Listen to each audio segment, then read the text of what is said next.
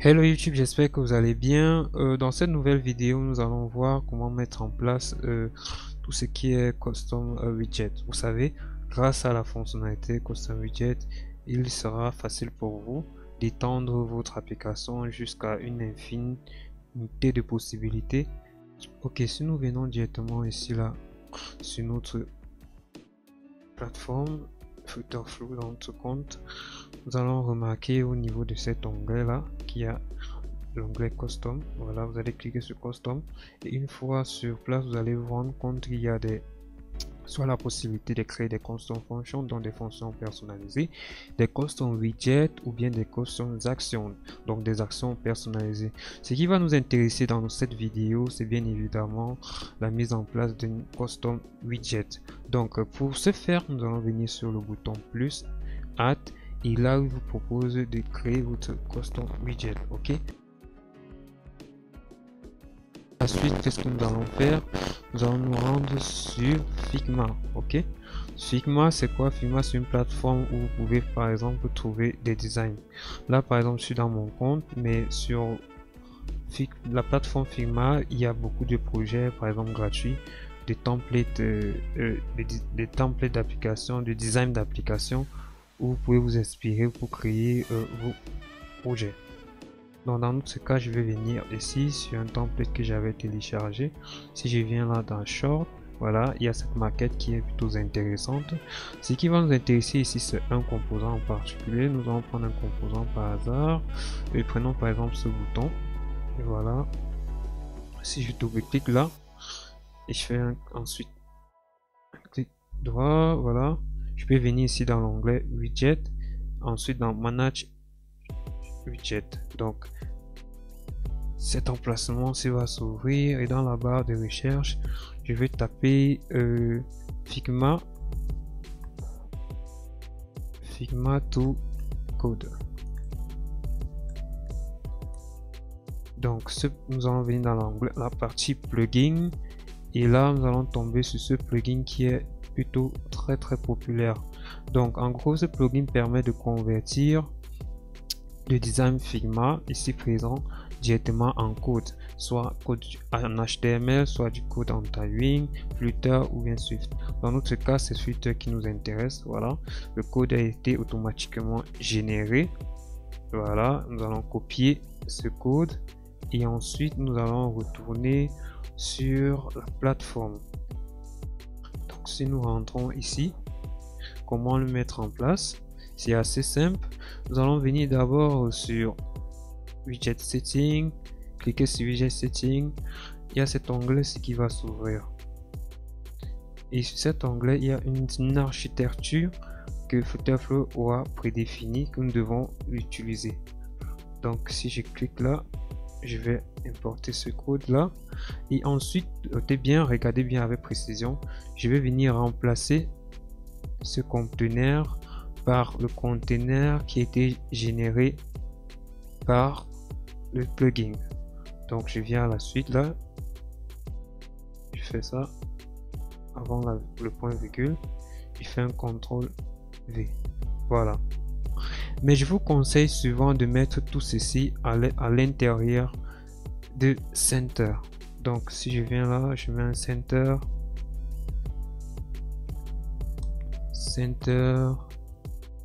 donc de centrer tout ça autant pour moi.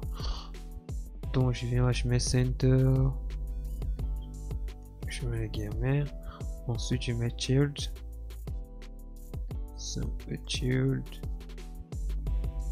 deux points, voilà, attention, voilà, je passe à la ligne. Ensuite je vais venir fermer ma parenthèse juste avant le point virgule. Voilà, là je suis bien sûr que mon composant est centré. Ici j'ai double N, voilà. Donc si je viens ici, à la suite je vais faire quoi? Je vais save d'abord, je vais d'abord indenter, gérer l'indentation, donc faire en sorte que mon code soit formaté. Voilà, et ensuite qu'est-ce que j'ai fait? je vais venir save. Une fois save, je vais venir tester que mon code, je vais venir tester pour m'assurer que mon code n'a pas d'erreur. Donc je vais cliquer ici. Ça prend généralement un peu plus de temps pour pouvoir compiler et tester le tout en même temps. Voilà, avant de l'utiliser. Une fois le code vérifié et compilé, voilà, vous allez passer de un onglet ou de 3 onglets ici à 4 avec la possibilité de prévisualiser ou bien de visualiser le résultat de la compilation. Voilà, là je vais rajouter un peu de la taille, je vais mettre la 400 de largeur ici et en hauteur je vais laisser à 3, je vais mettre à 300. Voilà. Ok, voilà le résultat. Nous allons tester tout cela dans notre application pour voir comment ça se présente. Voilà, comment le mettre en place. C'est très simple. Vous allez venir ici dans composants. Voilà, voilà notre composant qui est présent. Je tiens à préciser que Flutterflow vous donne souvent la possibilité d'avoir un moment de composants réutilisables gratuitement. Comment l'implémenter? C'est très simple. Je viens là au niveau de ma page, je vais rajouter d'abord une colonne. Donc à l'intérieur de la colonne, je vais venir dans widget, voilà, et voilà notre widget. Si je fais là, ça va se rajouter. Je vais élargir tout cela et mettre une hauteur de 250.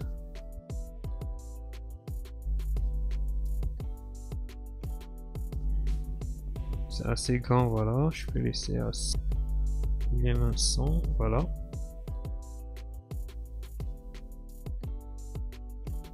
Notre widget est là, voilà. Et vous pouvez ainsi faire pour tout genre d'implémentation. Si je viens ici, par exemple, j'ai envie de cette couverture, on va prendre un deuxième exemple. Qu'est-ce que je vais faire? Je vais double-cliquer sur ça et automatiquement j'ai le code qui apparaît là. Très simple. Une fois que le code a apparu, je fais un copier, voilà, ça va me copier le code. Je viens là, rappelons-nous que c'est ici, et puis vous tapez Figma to code. Attention, to code, voilà. Lorsque vous avez tapé Figma to code, ce plugin va apparaître et c'est celui-ci que nous allons utiliser. Donc, une fois que le code a apparu, voilà, lorsque j'ai double-cliqué sur mon composant et que je clique sur Flutter, le code apparaît. Qu'est-ce que je fais? Je viens là faire un copier. Je vais rentrer dans Custom. Je vais créer un nouveau Custom Widget. Voilà, je viens là sur Widget. Attention, je n'ai pas save l'autre. Ok, j'ai save d'abord. Ensuite, je viens là Add to New Custom Widget. Voilà, je vais nommer mon Custom Widget. Je vais mettre exemple 2 par exemple. Exemple 2, attention, exemple 2, voilà. Je reviens ici, je valide l'architecture proposée par Flutterflow et ensuite qu'est-ce que je fais? Je viens là, je vais changer ce conteneur, voilà. Une fois changé, j'essaye de vérifier. Je compile et je vérifie si mon code est bon. Ne pas oublier l'indentation, format code, voilà. Qu'est-ce qui se passe? Ça va charger et puis ça va me retourner le résultat de notre exécution. Nous allons pouvoir prévisualiser. Voilà, une fois la compilation terminée, nous allons venir prévisualiser pour voir ce que ça donne. Si on met là 400 en hauteur, en largeur et 400 en hauteur, qu'est-ce qu'on a comme résultat? Généralement ça prend un tout petit peu de temps. Voilà, nous avons notre book et mais sans image. Ok, nous allons essayer de rajouter une image à notre book. Voilà, et Google, on va taper cover. book, voilà, puis ça s'ouvre. On va venir sur l'image, choisir une couverture au hasard, inspecter tout ça pour récupérer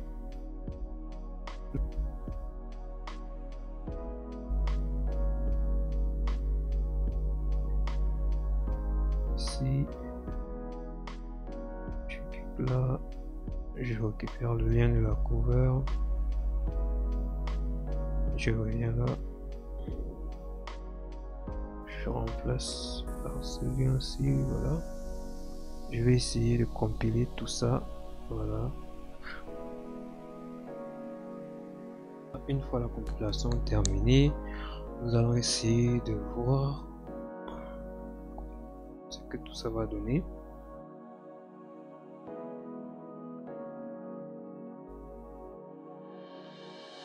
Voilà notre livre qui est là avec la bonne couverture. Ok, si on vient ici, on va directement l'utiliser. Je viens là, 150, 200. Voilà notre livre qui est là. Mais si vous regardez avec attention, nous allons rendre compte que ici on n'a pas la possibilité de modifier le texte. Comment le faire? C'est simple, on va rentrer sur notre custom code. Attention, je passe sur save, voilà. Code est save, je vais passer à là. Nous allons rendre compte que voilà le texte et qui n'est pas modifiable. On va donc rajouter un paramètre qui va s'appeler val bouton par exemple.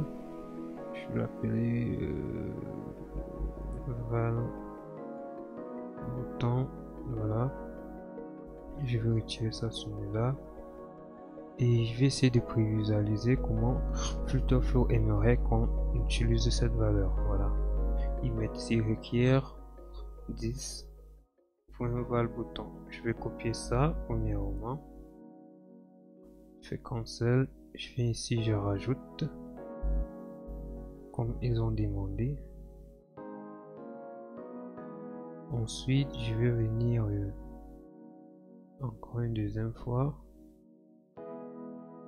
Ils ont dit que on va rajouter ça final string pour définir le type. Je vais venir ici, voilà, je vais rajouter ça, mais ça ne suffit pas. Je vais venir là, récupérer mon paramètre, venir rajouter sur dans texte,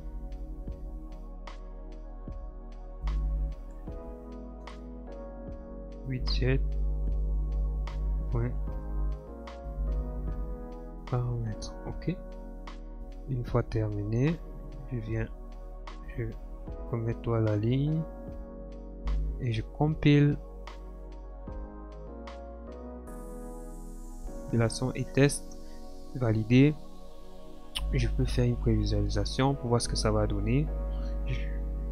Voilà, je vais écrire là par exemple valider.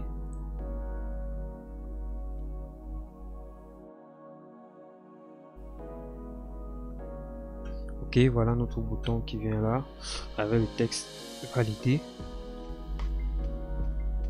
Si j'écris là valider, qu'est-ce qu'on a comme résultat? Voilà, posons qui vient avec le nouveau test validé. En gros, c'était comme ça que vous pouvez gagner énormément en temps en ajoutant vos composants directement dans votre application et ensuite en améliorant votre expérience utilisateur à l'aide par exemple des custom widgets. Je tiens à préciser que si vous voulez télécharger ou bien si vous voulez importer des dépendances venant directement de PubDev, c'est là que vous allez rajouter la dépendance et ensuite faire exactement le même principe que tout à l'heure, rien ne diffère. Donc c'était tout pour cette vidéo. N'oubliez pas de vous abonner, d'appuyer sur la cloche de notification. C'était Brandon. Ciao.